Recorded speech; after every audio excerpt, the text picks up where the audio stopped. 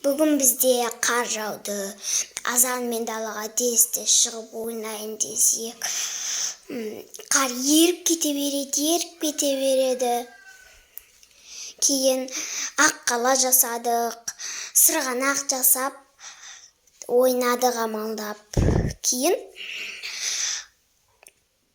қарға жатып ойнадық. Аққаланың кішкентай бөпелерін жасадық. Сол осы жаттық. Уи деп алып, кейін мамамыз келіп, күрекке салып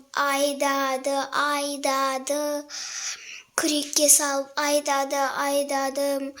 Бірінші кішкентайдан ең соңғы дәуірден бастап айдады. Бәр жерге айналдырып апардым.